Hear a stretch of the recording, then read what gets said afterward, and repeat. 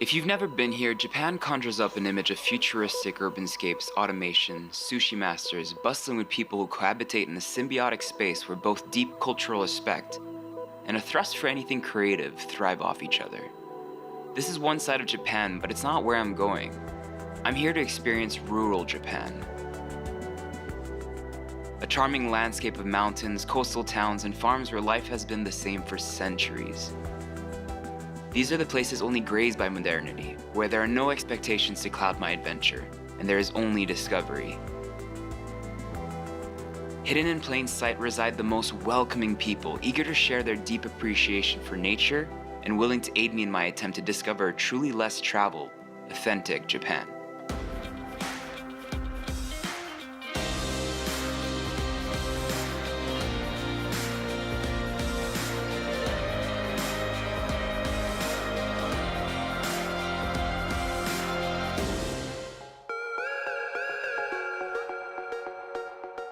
I've never felt like a stranger in Osaka, holding the city in high regard as being the kitchen of Japan, where just a quick stroll down the seemingly forever awake streets will affront you with a myriad of conflicting harmonious smells, floating nonchalantly in the air, streaming out of the storefronts and being carried around by the hungry population.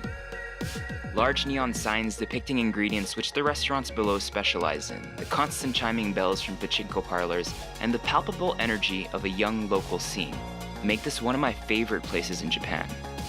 This is, after all, the second largest city in the country, and it acts as a great jumping off point to explore the southern half of the archipelago. Usually I would spend a few days eating my way through different counters, but this time around, I'm off to discover something else the larger region has to offer.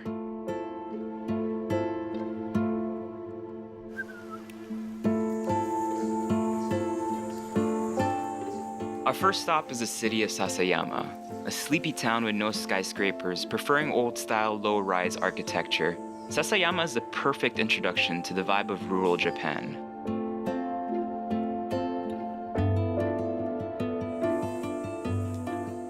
It still feels almost like a secret. I practically had the place for myself, with a well-preserved old town, a central geographical position. I'm sure in a couple of years that it will develop into a popular tourist destination. One of the main castles used to be located here, and you can still visit the grounds with a preserved samurai dwelling. To get here means taking the JR Takarazuka line rapid train to Sasayamaguchi station. This takes a little over an hour. From here to town, just grab a taxi or a local bus for another 10 to 15 minutes and you're there. So how long have you lived here? For 1 year. Yeah. Seems like a very quiet, very peaceful place. Ah, yes, yes. We were lucky enough to meet up with Ayako, and she took us to some of her favorite shops in town. We started off at a seasonal black bean factory where this humble ingredient is used meticulously in many different products and is quite prized in Japan. I was interested to see how some local artisans use this black bean, so we headed off to a sweet shop downtown to try out some local delicacies. So these are the black beans we saw a while ago, so these are actually the grade A ones and preserved. Do you want to taste? Yeah.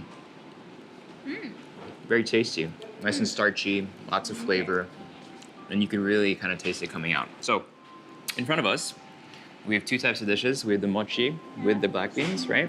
And then we have this is the chestnut, I think. And they were saying that they only do this in the winter time. So it's a wintertime dessert, and usually the harvest for the black beans is in November, but they prepared some for us special, so I think that's really cool.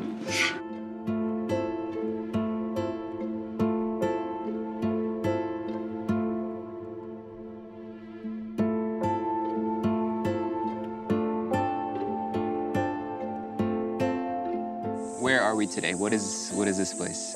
This house is more than 160 years. So it's a hotel? Yes, yes. Okay. It's a hotel. And people can rent the whole house? Yes, yes. You can cooking. Okay. And you can go to the restaurant. Ah, so there's a restaurant also restaurant. here. Okay. Calling the village of Maruyama small is an understatement. This community comprises of only 12 houses. However, if you're looking for complete isolation, across Japan, and here in particular, a new kind of development is taking place. Some local companies are converting old houses and farms into luxurious villas, retaining both the ancient charm and adding in some modern accents. To accompany your detachment to the world, you would be surrounded by farms, a one Michelin star restaurant, and one serving amazing French food, literally in the middle of the valley. For such a quaint village, Maruyama surprisingly has some impressive restaurant options. Hyogo no Kura is a French restaurant run by a chef who operated kitchens in Kobe and Osaka, who dreamed of one day opening a restaurant in rural Japan. That dream has finally come into fruition, and I can't wait to experience how he merges both cultures together on a plate.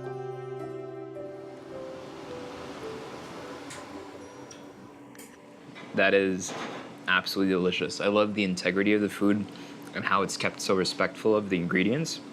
So we basically have some okra, and then that paired with like this really fresh, refreshing bite of the apple jelly, which obviously pairs extremely well with the white balsamic vinegar he puts onto it. So all of that, even though it seems like a lot, it doesn't overpower the beautiful uni tongues that are in here. Arigato. Wow, that's pretty. 土地のお野菜を使ったサラダになりますね。はい、瀬戸内のお野菜、お魚ですね。タコ、アワビ、ハモ、あとアジ、この4種類を用意しています。真ん中に添えてますアイスクリームの方が、スイートコーンのアイスクリームになります。はい。Okay.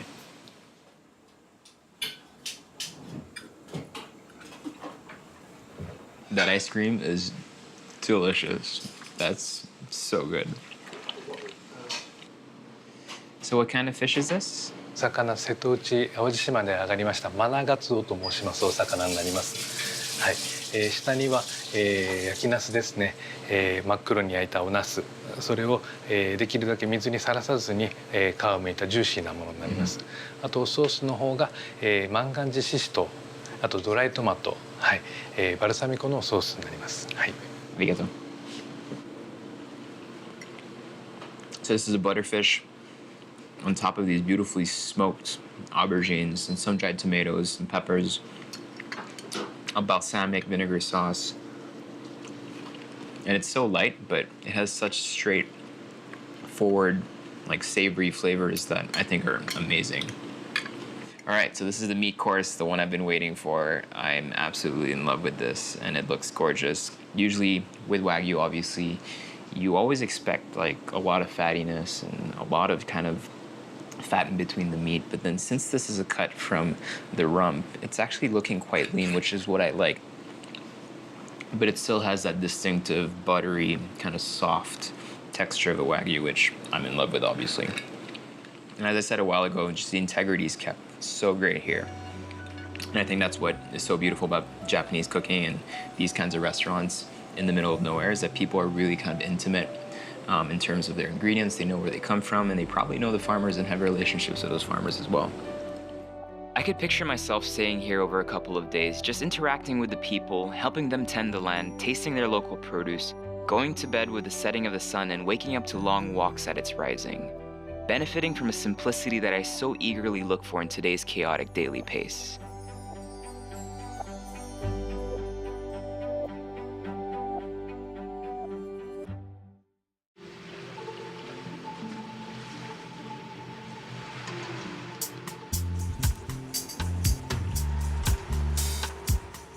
Known to locals but largely unknown to tourists is the village of Ine.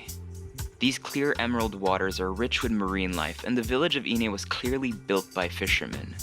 The houses, small, wooden, facing and protruding on the sea, line the shorefront with boats ready to go, accessible from the ground floor. The salty air carries with it smells that remind me of my time spent by the ocean in my childhood, and I can't help but truly feel cozy in this environment. To get to Ine, make your way down to Amano Hashidate. From there, a local Tankai bus will take you into Ine, and the total trip will take you about 3.5 hours. It seems quite long, but the experiences that await are worth it. So I just got to the Bay of Ine. It's quite dark, you can't really see much right now, but I can already tell it's quite beautiful. There's about a couple of boathouses here, and only a couple of them are available for rent, and I get to stay in one of them tonight, so I'm really excited about that. But before that, we're gonna figure out if we can catch some fish for breakfast tomorrow. このまま投げます。 Okay. Throw it in.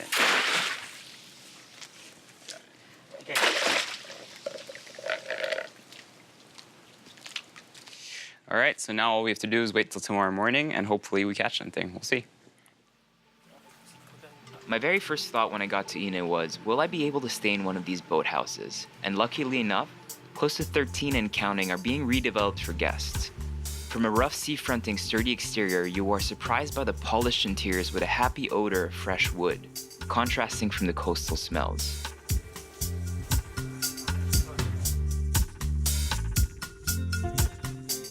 And he just prepared in front of us some amazing looking rock oyster, and we're actually gonna go visit a rock oyster farm tomorrow, so I like how that's serendipitous.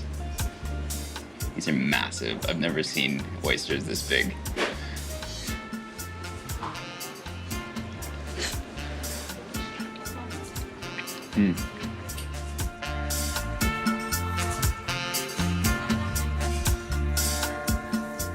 I had one of my most restful sleeps here, being rocked to bed by the sounds of the gently crashing waves and awakened by the early sounds of a fishing village rustling to the sunrise. It's quite a special thing to be able to do this in front of right where I was sleeping. Let's check if we caught anything.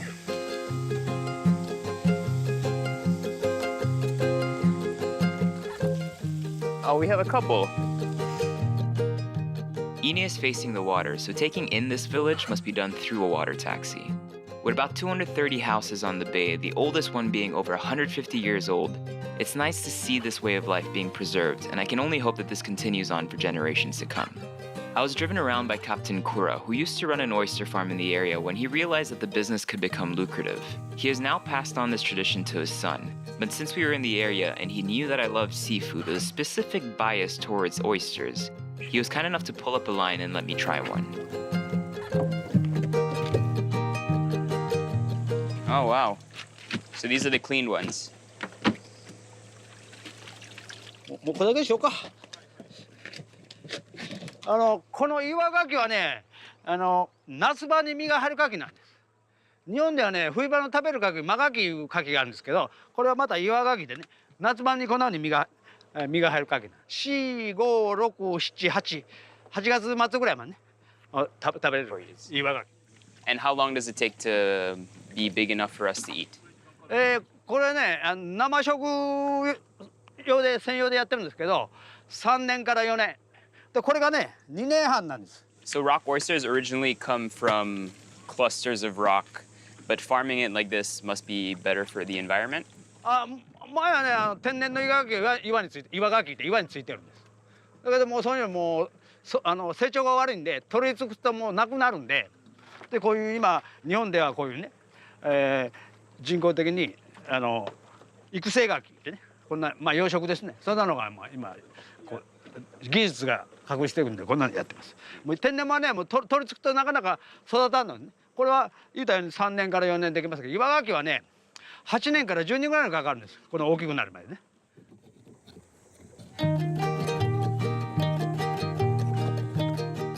So he literally just chucked a massive oyster. I know it takes a lot of effort, and I would definitely not be able to do that. And we're about to taste it. I love oysters. Part of France I come from has a lot of oysters. These are much larger than what I'm used to.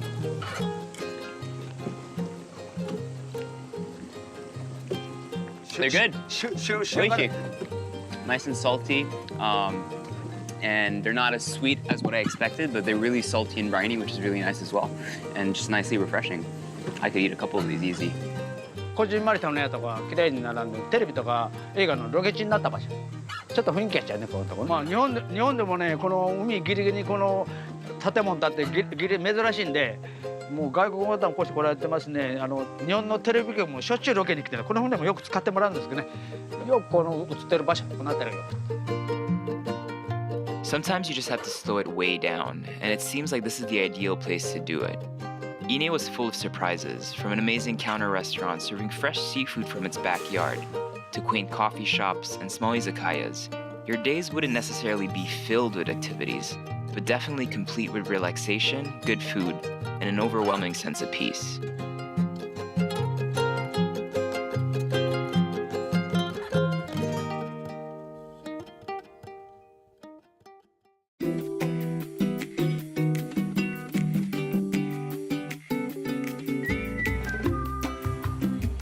Though Tanabe is the second largest city in the Wakayama prefecture, its population is just a little over 70,000, meaning it's a big city for the region, but it still has a very rural feel. Cradled by green forested mountains, surrounded by temples, soaring waterfalls, and with a number of popular beaches in the city, Tanabe has much more to offer than its history as a simple fishing village. To get to Tanabe means jumping on the JR Express train Kuroshio southbound from the Tennoji station in Osaka. The whole trip should take you about 2.5 hours. An old wooden school, the Akitsuno Garden, has been converted into a restaurant and lodge. We were told that the main crop here are oranges and that they are actually quite popular. So much so that most of them get consumed only in the region. We took a trip out to the very unique sloped mountainous growing style of these orange trees, and I learned that depending on the season, there are over 80 styles of oranges and citruses grown here across the year. I probably only knew 6 of them. What do you think is special in terms of Japanese oranges, or these oranges here compared to oranges you might find elsewhere? ここの地域はね、年がら年中暖かいっていうかね、暖かいんで、このバレンシアなんかはこんなところでなければできないんです。And then aside from summer, you have maybe spring. It also grows, and autumn. みかんは年がら年中神焼き酢はあります。And then winter, Yeah. I'm sure it gets cold here, so everything closes up. 完熟みかんといって温州って言います。温州の種類。Can we taste one? Are they ready to eat? もう食べても大丈夫なみかんですか？そうです。食べてもいいですか？大丈夫です。 Great, awesome. I'm hungry.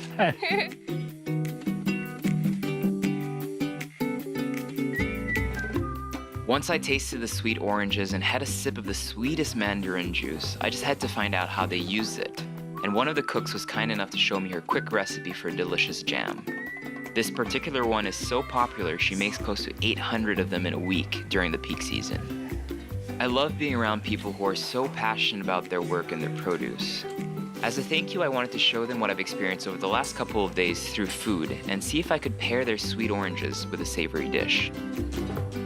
So really simple, we're gonna do 2 different sauces. So one obviously nice and acidic, using the beautiful sweet oranges and the rind to just really complement and give you all those citrus notes that will just cut through all the fat and the flavor of the steak. And then I'm just gonna be making a really quick, kind of like a cooked pesto. So it's parsley, some garlic, some olive oil, and then sweetened with the black beans that we found the other day as well. So that's really just gonna come together nicely. I feel like when I tried the sweetened black bean, the one thing I thought about in my mind was the confit garlic and had that same texture. So I want to put those 2 things together and see if it works. Fry some steak off, put everything together. It should be beautiful.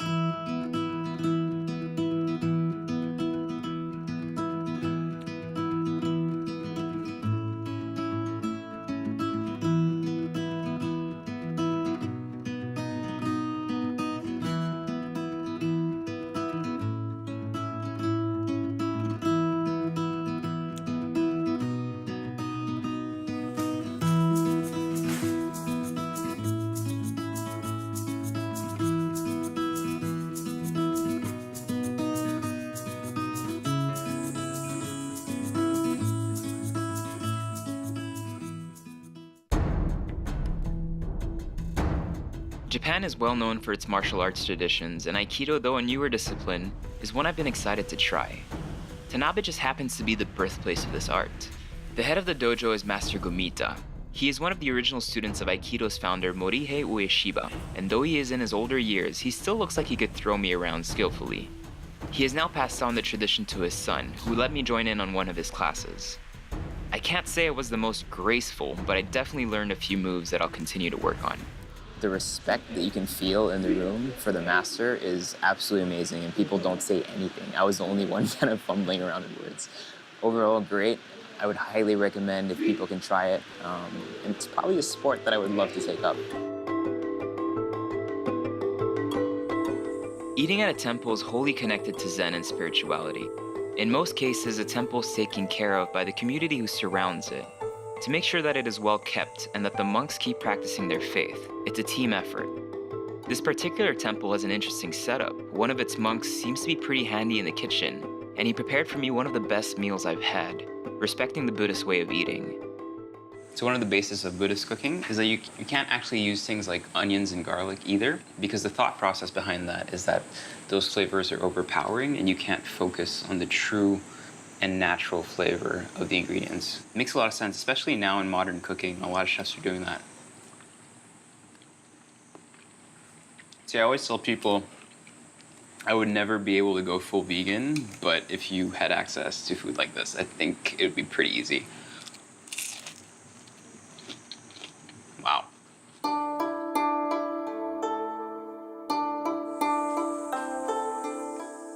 Cumanacodo, next to the Santiago de Compostela, is considered to be one of the most meaningful pilgrimages in the world. Spanning the length of the Ki'i mountain range, the area throughout the years has been always considered a spiritual mecca. Tales and fables blend in with historical fact that make it one of the most sought-after destinations in Japan. From nature worshipping to Shintoism to Buddhist syncretism to today where it's listed as a UNESCO World Heritage Site, this area holds so much cultural and spiritual importance for Japan. For a deeper understanding and a crash course of the importance of the site, I met up with local expert Mike, who took me around to some of his favorite sections.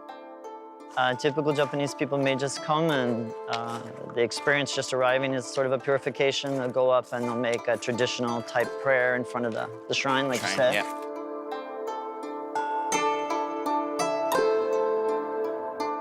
So left hand first. Right. Put your left hand and grab it. Do your right hand. And go ahead and grab it with your right hand again. Yep. Then do your left hand. Okay. Put a little in your mouth.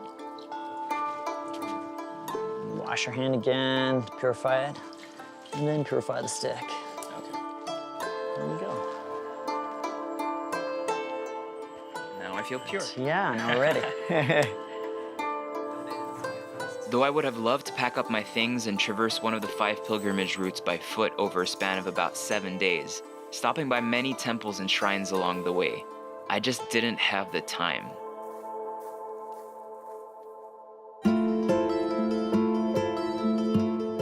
Before having my meal at the Goro Temple prepared by the chef monk, I was given a mantra to read, the 5 verses of contemplations.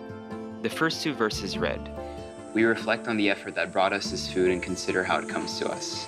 We reflect on our virtue and practice and whether we are worthy of this offering.